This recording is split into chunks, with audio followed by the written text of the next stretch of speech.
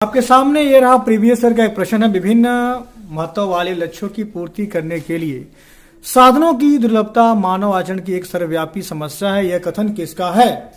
Paul A Samuelson, J S Keynes, Robinson या martial?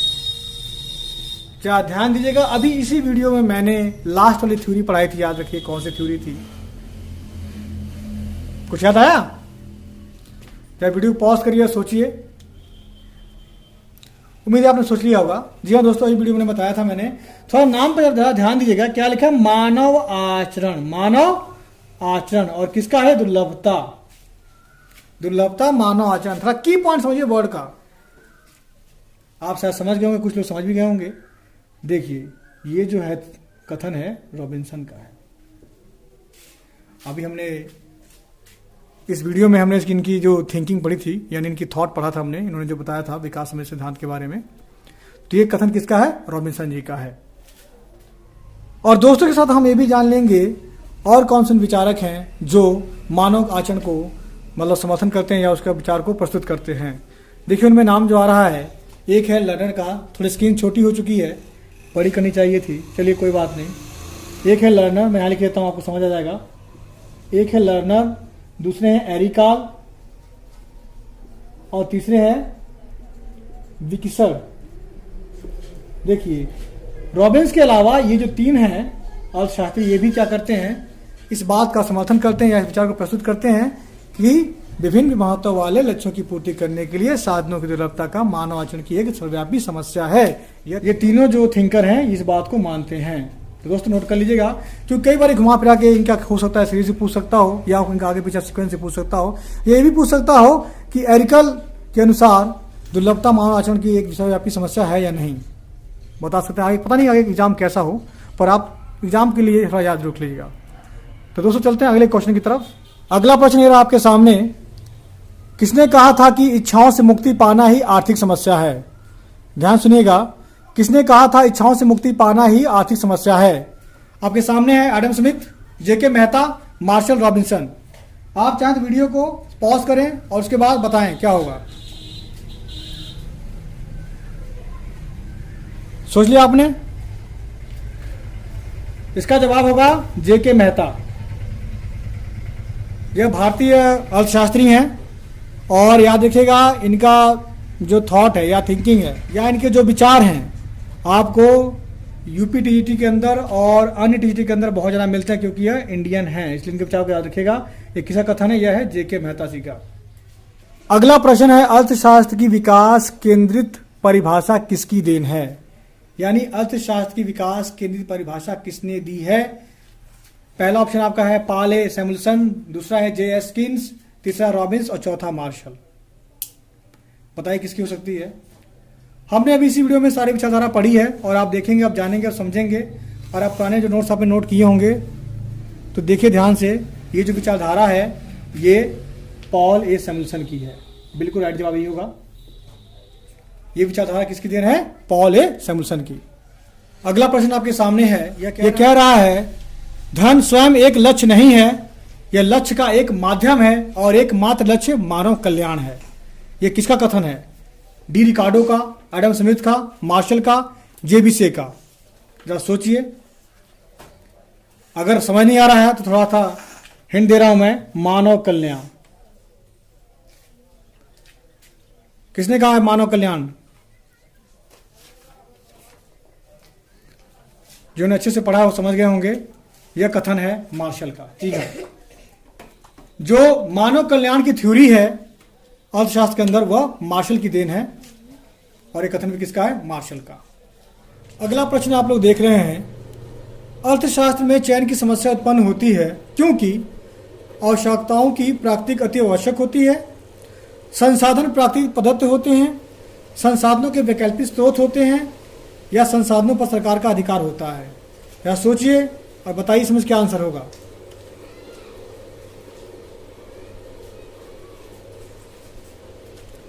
सोच लिया होगा आप लोगों ने। देखिए, अर्थशास्त्र में चयन की समस्या उत्पन्न होती है। चयन मतलब क्या होता है? किस चीज का चुनाव करना।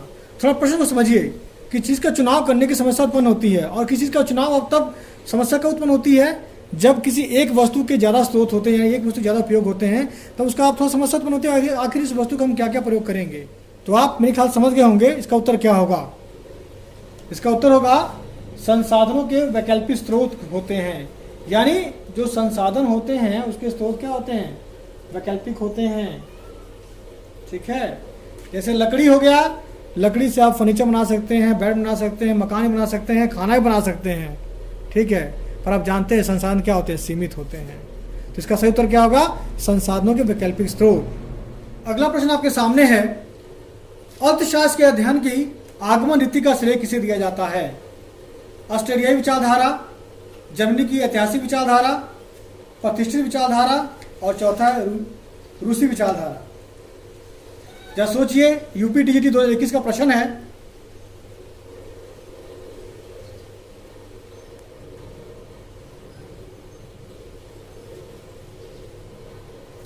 इसका उत्तर है चौथा, रूसी विचारधारा।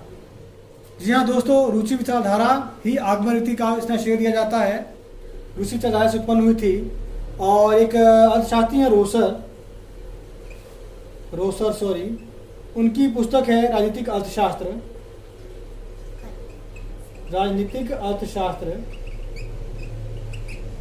ये 1854 में प्रकाशित हुआ था। ठीक है, ये जो विचारधाराएं हैं इनका जो मतलब आरंभ होता है इस पुस्तक के आगमन से आरंभ हुआ है। ये भाई कभी नोट कर लीजिए, क्या पता कई बार पूछ ले। ठीक है, तो दोस्तों अब चलते हैं अगले सवाल की तरफ, और ये भी देख लीजिएगा, ये यूपी पीजीटी का 2021 में आया हुआ है। अगला प्रश्न आपके सामने है, अर्थशास्त्र चुनाव का विज्ञान है, यह कथन किसका है। ध्यान देखिएगा क्या कर रहा है, कथन किसका है, मार्शल का, रॉबिन्स, जेएस मिल और क्या जेके मेहता का। जरा गौर करिएगा, ध्यान से सोच लिएगा आपने किसका कथन है। यह कथन है रॉबिन्स का। रॉबिन्स ने कहा है क्या कि अर्थशास्त्र चुनाव का विज्ञान है। ठीक है, उनकी एक पुस्तक है, उसका नाम याद रखिएगा, इकोनॉमिक्स साइंस। इस पुस्तक में nature and signification of economic science, इस पुस्तक में रॉबिन्स ने जो अर्थशास्त्र है चुनावी विज्ञान की व्याख्या की है और बताया है। ठीक है, अब बढ़ते हैं अगले प्रश्न की तरफ।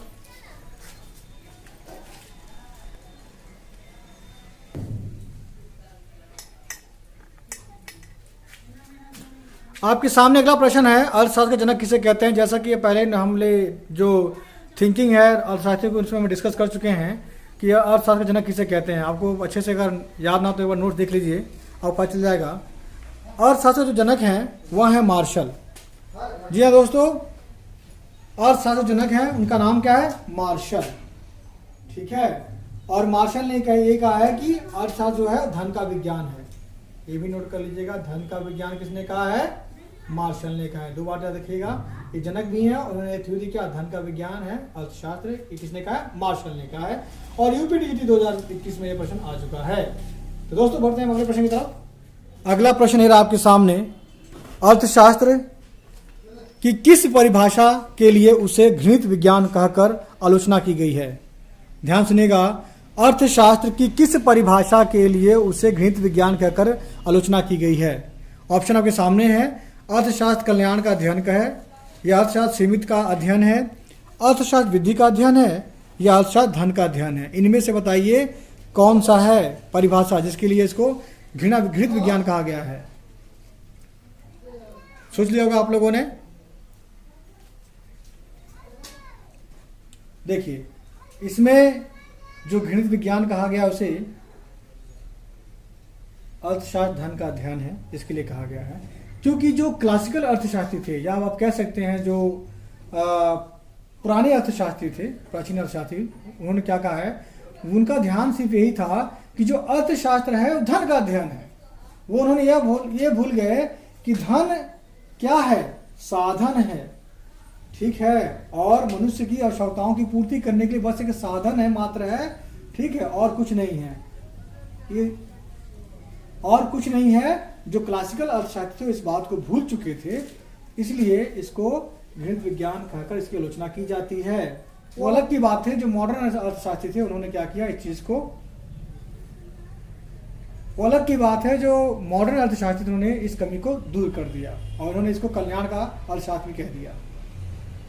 तो अब चलते हैं हम अगले प्रश्न की तरफ। तो ये रहा आपके सामने अगला प्रश्न। यह कह रहा है व्यापार आर्थिक वृद्धि का इंजन है। इसका प्रतिपादन किसने किया है? जे.एस. मिल, एडम स्मिथ, लुइस या अल्फ्रेड मार्शल? जरा सोचिए और बताइए। आप लोगों ने सोच लिया होगा। इसका सही जवाब है एडम स्मिथ। जी हाँ दोस्तों, एडम स्मिथ ने व्यापार आर्थिक वृद्धि का इंजन है का प्रतिपादन किया है। इनका कहने का अर्थ यह था कि जो देश अधिक व्यापार करता है वह ज्यादा विकास करता है, और व्यापार का इनका कहने का सीधा संबंध था उद्योग से। और जब उद्योग स्थापित होते हैं तो क्या होता है, लोगों को रोजगार मिलता है, और जब रोजगार मिलता है तो क्या होता है, लोगों की आय बढ़ती है, और जब आय बढ़ती है तो क्या होता है, लोग वस्तु का भोग करते हैं। तो इसलिए इन्होंने क्या कहा, व्यापार आर्थिक वृद्धि का इंजन है। इनका नाम क्या है, एडम स्मिथ। तो दोस्तों बढ़ते हैं अगले प्रश्न की तरफ। इच्छा विहीनता का सिद्धांत, इच्छा विहीनता का सिद्धांत प्रतिपादन किया गया जे.के. मेहता के द्वारा, सैमुअल्सन द्वारा, जे.आर. हिक्स और AC. Pigou.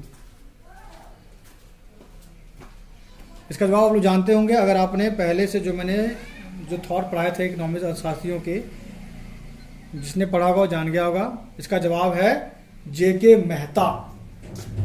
Right answer is the JK. Mehta. JK. Mehta ji कहते हैं कि इच्छा विहीनता यानी इच्छा रहित अर्थशास्त्र वह साधन है जो मानव को इच्छा रहित तक पहुंचाने का पर एक साधन है।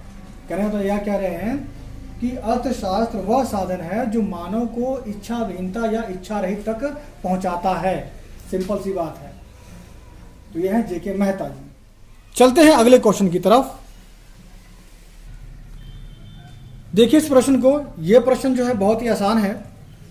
पूछ रहा है इनमें से कौन सा संतुलन का एक प्रकार नहीं है। नाम से पता चल रहा है संभावित, स्थिर, अस्थिर, तटस्थ। यानी जो बैलेंसिंग का जो है वो कौन सा टाइप नहीं है, संभावित, स्थिर, अस्थिर या तटस्थ। इसका जवाब है संभावित। जी हाँ, याद रखिएगा संतुलन के तीनों प्रकार हैं। ठीक है, क्योंकि संतुलन क्या होता है, स्थिर होता है, अस्थिर होता है और मीडियम भी होता है। ठीक है, पर संभावित तो नहीं होता है। ठीक है, इसलिए आंसर क्या होगा, संभावित। चलिए, पीक्यू के अनुसार स्थिर साम्य क्या उदाहरण है, क्या है? रखा हुआ अंडा, एक सिरे का टिकाया गया अंडा, भारी पेंदी वाला जहाज, या इसमें सभी? सवाल समझिएगा। पीकू के अनुसार स्थिर साम्य का उदाहरण क्या है? रखा हुआ अंडा, एक सिरे का टिकाया गया अंडा, भारी पेंदी वाला जहाज या उपयुक्त सभी। ठीक है, जो कॉन्सेप्ट ने पढ़ा, जिसने कॉन्सेप्ट पढ़ा होगा वह इस बात को समझ पाया होगा। इसका उत्तर है भारी पेंदी वाला जहाज। क्या उत्तर है? भारी पेंदी वाला जहाज। प्रोफेसर पीकू कहते हैं कि यदि अर्थव्यवस्था में कोई अस्थिरता आ जाती है, जैसे मान लो पहले स्थिर थी, बाद में कोई अस्थिरता आ जाती है, तो क्या होता है, अचानक ही उस अस्थिरता को स्थिर करने के लिए जो शक्तियां होती हैं, जो उसको स्थिति को मतलब और जो डैमेज कंट्रोल करने के लिए जो शक्तियां होती हैं वह सक्रिय हो जाती हैं, और जो गड़बड़ी होती है ना अचानक ही इकोनॉमिक्स का, और जो गड़बड़ी होती है ना अचानक ही अर्थशास्त्र के अंदर, उसको ठीक कर देती हैं। सिंपल सी बात है, उसको ठीक कर देती हैं और फिर दोबारा जहां से गड़बड़ी हुई थी, जो पहले स्थिति थी, वापस उसको उसी में लेके चली जाती हैं। इसलिए जो भारी पेंदी वाला जहाज है वह बिल्कुल इसके उदाहरण फिर बैठता है। क्योंकि क्या होता है, जब अगर जहाज यहाँ वहाँ होता है तो क्या होता है, उसको दोबारा कंट्रोल करके सही दिशा में ले जाते हैं और जहाज अपने आप चलने लगता है। अगला प्रश्न बहुत मजेदार है, देखिएगा। साम्य से क्या अभिप्राय है? परिवर्तन की स्थिति में या उस स्थिति से है जब उपभोक्ता को अधिकतम उपभोग प्राप्त होता हो। तीसरा है उस स्थिति से है जब उत्पादन न्यूनतम लागत पर होता हो। चौथा है उपरोक्त, यानी इसमें सभी शामिल होंगे। तो पहले जानिए साम्य होता क्या है। देखिए, साम्य वह गति होती है, साम्य वह गति होती है जिसमें कोई परिवर्तन नहीं होता है। वह गति होती है जिसमें कोई परिवर्तन नहीं होता है।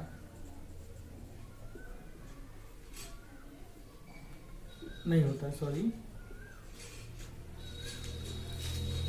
ठीक है, आप समझ गए। शाम का अर्थ वह होता है, वह गति से होता है जिसमें कोई परिवर्तन नहीं होता है।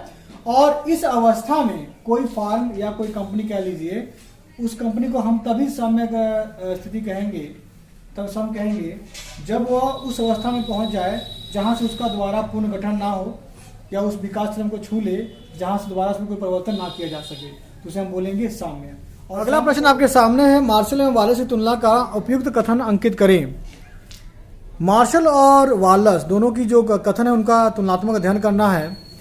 पहला है, मार्शल जिसे स्थिर संतुलन मानता है, वालेस उसे अस्थिर मानता है। देख लीजिए। दूसरा है, मार्शल एवं वालेस ने अलग अलग आधारों पर विश्लेषण किया है। तीसरा है, मार्शल विशेषण वैज्ञानिक है, जो मार्शल का विशेषण वो क्या है, वैज्ञानिक है, और वालेस का अवैज्ञानिक है। चौथा है, मार्शल का विशेषण क्या है, अवैज्ञानिक है, और वालेस का विशेषण क्या है, अवैज्ञानिक है। चौथा है, मार्शल का विशेषण अवैज्ञानिक है और वालेस का वैज्ञानिक है। थोड़ा सोचिए और बताइए इसमें से कौन सा सही है। सोच लिया होगा आप लोगों ने। इसमें से पहला सही है। मार्शल जिसे स्थिर संतुलन मानते हैं, वालेस उसे अस्थिर संतुलन मानते हैं। ऐसा इसलिए है कि मार्शल की स्थिरता जो है वह कीमत पे है आधारित है, जबकि वालेस की जो स्थिरता है वो मात्रा पर निर्भर करती है। इसलिए इन दोनों के बीचों में मतभेद पाया जाता है। अगला प्रश्न है, निम्न में से किस समीकरण को वालेस का नियम कहा जाता है? और ये आपका पीजीटी का है स्पेशली। ठीक है, पहला है sigma P S equal to बराबर सिग्मा पी डी। दूसरा है एडी बराबर दूसरा है एडी एफ बराबर ए एस एफ। तीसरा है वाई बराबर सी प्लस आई प्लस जी, और चौथा है एस बराबर आई। तो सोचिएगा क्या होगा। समझ गए होंगे आप लोग। इसका आंसर है पहला। इसे वालेस का नियम कहते हैं, जहां पर P क्या है, प्राइस है, P मीन्स प्राइस, और D का है डिमांड है, D मीन्स डिमांड, और S क्या है, सप्लाई, SUP। ठीक है, समझ गए। तो यह है वालेस का नियम।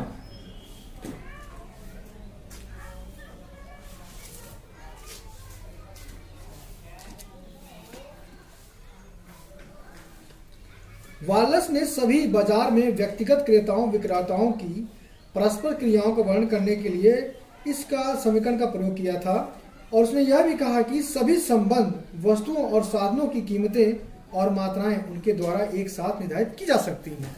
ये वालेस ने कहा था इस समीकरण का प्रयोग करके। पहला प्रश्न आप देख रहे हैं, इसमें मांग एवं आपूर्ति वक्र का विच्छेदन बिंदु निर्धारित करता है मात्र संतुलन की कीमत का, या मात्र संतुलन मांग का, या मात्र संतुलन आपूर्ति का, या संतुलन कीमत मांग तथा आपूर्ति सभी का। इसका आंसर है संतुलन कीमत मांग तथा आपूर्ति सभी, क्योंकि यह सभी एक ही बिंदु पर निर्धारित हो जाते हैं।